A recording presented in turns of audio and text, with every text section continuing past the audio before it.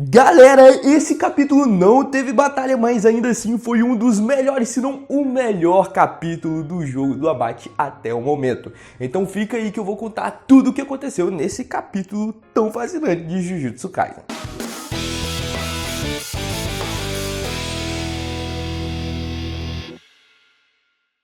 A gente começa esse capítulo mostrando um pouco do passado, no momento em que o Megumi encontrou pela primeira vez a sua irmã, a Tsumiki. E como a gente já sabe que ela não é quem parece ser, ela aqui está fingindo muito bem ser a irmã do Megumi. A Tsumiki, que sempre pareceu ser muito educada e muito carinhosa, está fazendo o seu papel, enquanto o Megumi, que é muito racional e muito direto, também está fazendo dele. A primeira coisa que o Megumi diz é quanto tempo que ela ficou desacordada, e foi 1 ano e 7 meses, realmente é bastante tempo. E ele vai direto ao ponto, pergunta se ela ouviu sobre a migração, a extinção. E ela responde que sim, e que também soube sobre o Satoru Gojo. Mas que apesar dessas notícias ruins, o Megumi vai cuidar de tudo e que ela não precisa se preocupar com nada. É um primeiro encontro meio frio, na minha opinião, mas o Megumi é sempre assim, então a gente já tá um pouco acostumado. Porém, nesse momento a Tsumiki dá a primeira pista de que ela não é realmente ela. Mas o Megumi não percebe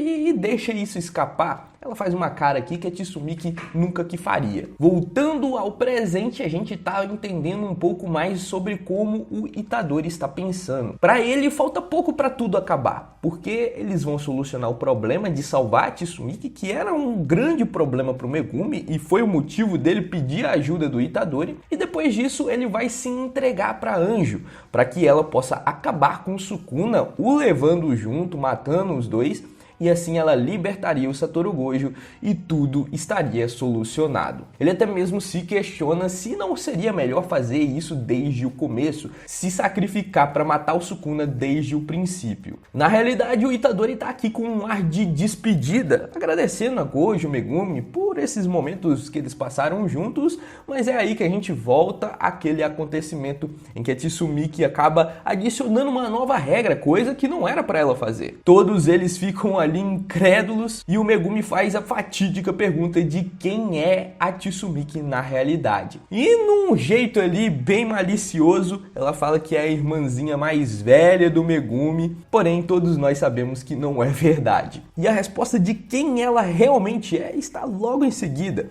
Ela é um reencarnado, e os reencarnados recebem as memórias de seus receptáculos. Então eles conseguem fingir ser as pessoas que eram aquelas que possuíam o corpo anteriormente. E é por isso, por exemplo, que todos esses reencarnados conseguem viver na modernidade, que é muito diferente do passado, já que eles conseguem receber todas as memórias daquele corpo em que ele está habitando. O Megumi, então, que concluiu completamente errado. Ele achou que só era uma pessoa que tinha o seu cérebro modificado para ganhar uma habilidade inata, mas na realidade a Tsumiki é um reencarnado. E seu nome, na realidade, é Ioroso. E talvez os mais velhos lembrem desse nome, dando a entender que ela é alguém poderoso também. E na visão da Ioroso, ela fez tudo isso porque era uma oportunidade fácil de ganhar pontos. Eles acabaram de dar 100 pontos de graça e ela não precisou matar uma única pessoa. Além disso, ela não quer lutar com qualquer um.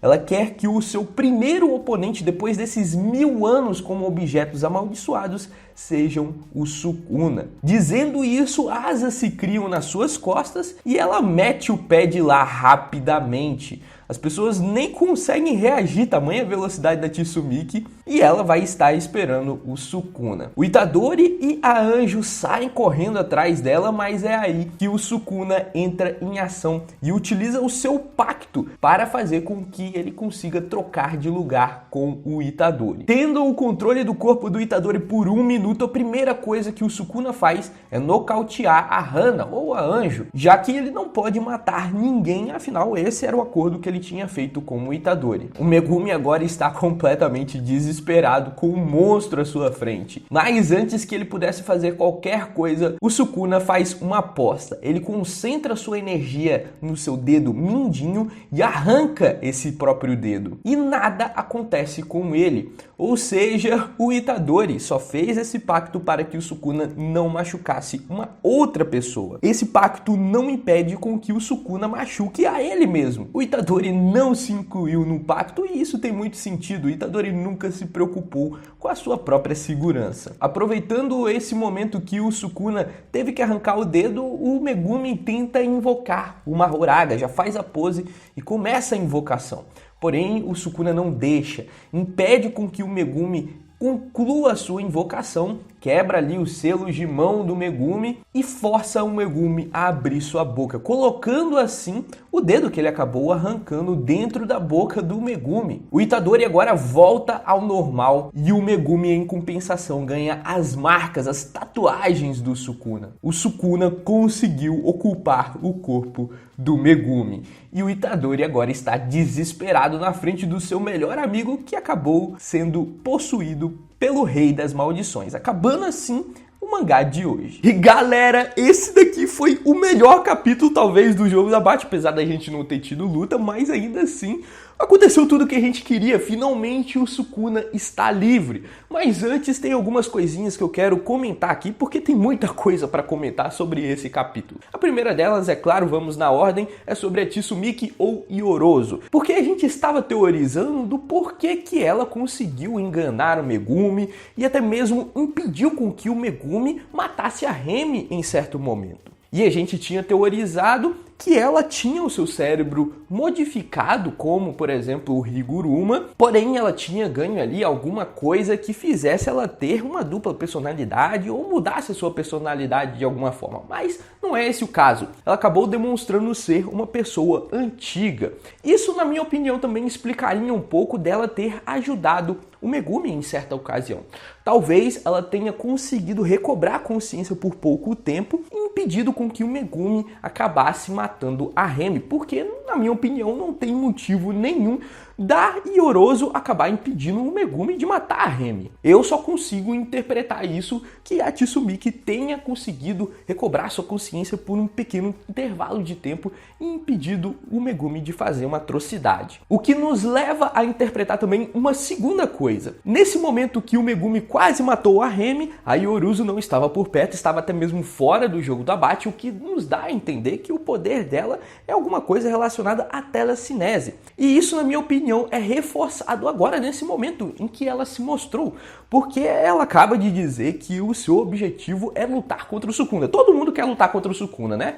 Mas ela demonstrou também querer lutar contra o Sukuna, sendo que ela é também do tempo do Sukuna, há mais de 1000 anos, e o jeito com que ela falou dava a entender que ela sabia que o Sukuna estava ali, que ela sabia que o Sukuna estava no Itadori. Tanto é que ela acaba de dizer ali, no momento em que se despede, que ela está esperando ele, esperando o Sukuna para lutar. Ela só falaria isso se tivesse a certeza de o Sukuna estar naquele local. Ao menos essa é a minha opinião, dando a entender novamente que ela consegue ler a mente das pessoas, ver a alma das pessoas e ver que o Sukuna estava dentro do Itadori. Sendo assim, apesar dela ter demonstrado ter um par de asas, diferentemente, por exemplo, do Hanzo e da sua mulher, o poder dela não é somente ter asas, ela tem mais poderes, ela consegue identificar ou ler a mente das pessoas, coisas desse tipo, e também é poderosa o suficiente para ter confiança de encarar o Sukuna. Então, com certeza, essa pessoa aí, a Iorozo,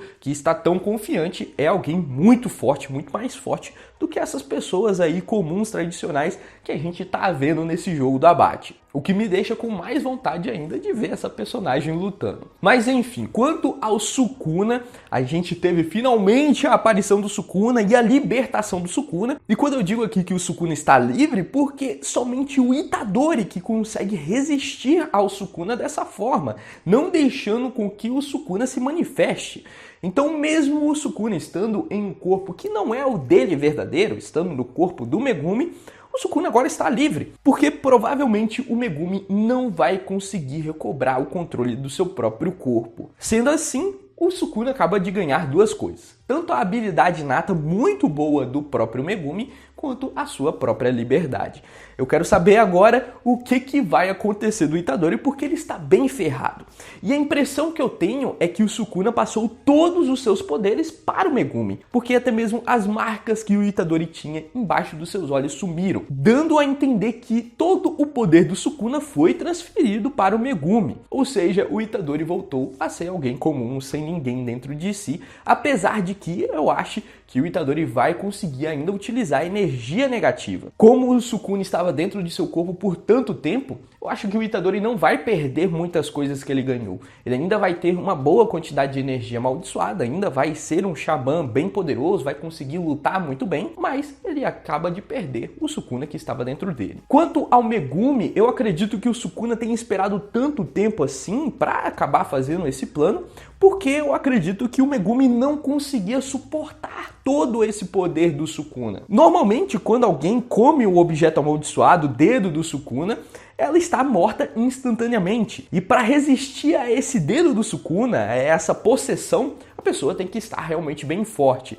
Por isso que eu acredito que o Sukuna teve que esperar todo esse tempo para que o Megumi alcançasse certo nível de poder e aí sim ele pudesse entrar dentro do corpo do Megumi. E talvez ele tenha alcançado esse nível de poder logo depois dele ter invocado uma Horaga lá no arco de Shibuya. Mas o Sukuna não pôde invocar o Megumi pelo seu estado, talvez. O Megumi estava numa situação ali bem crítica. E agora ele teve a oportunidade de acabar ocupando o corpo do Megumi, que está bem mais forte porque ele também enfrentou o Reg, ou seja, ele acabou crescendo ainda mais. A única coisa que poderia sair pela culatra de todo esse plano do Sukuna é caso ele não pudesse machucar o próprio corpo, o corpo do Itadori. O pacto que ele acabou fazendo com o Itadori é que ele não poderia machucar ninguém. O problema aqui é que o Itadori não considerou a segurança dele mesmo. E isso tem muito sentido dada a personalidade do próprio Itadori.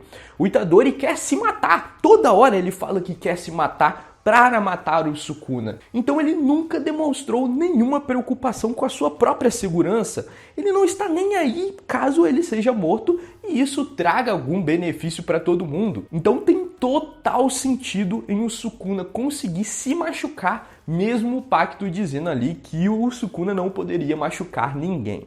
Isso foi uma aposta, mas que tem muito sentido de ser concretizada graças à personalidade do Itadori. Mas enfim, a dúvida, na minha opinião, que fica depois desse capítulo é o que o Itadori vai fazer para conseguir sobreviver a essa situação. Ele está com o Sukuna bem na sua frente, não está mais com o Megumi ali na sua frente, ele não se compara ao Sukuna. Se o Sukuna quiser, ele pode matar o Itadori em um piscar de olhos. Então eu quero saber o que o Itadori vai fazer para sobreviver a essa situação. A gente já sabe que ele vai sobreviver, mas como? Eu não consigo nem imaginar. A única opção aqui que eu vejo é o Megumi ainda conseguir resistir por alguns segundos, dando a oportunidade do Itadori meter o pé. Porque fora isso, a situação tá bem crítica e eu estou muito ansioso para ver o capítulo da semana que vem. E para você ver esse capítulo, você tem que se inscrever nesse canal, porque eu sempre vou trazer o review de Jujutsu Kaisen aqui. Então é importante que você se inscreva. No mais, eu espero que tenha gostado desse vídeo, que eu tenha tirado todas as suas dúvidas. E caso eu não tenha tirado, escreva aqui nos comentários que eu vou ficar feliz de te ajudar também. Eu vou ficando por aqui e nós nos vemos no próximo conteúdo ou na live de amanhã. Até mais!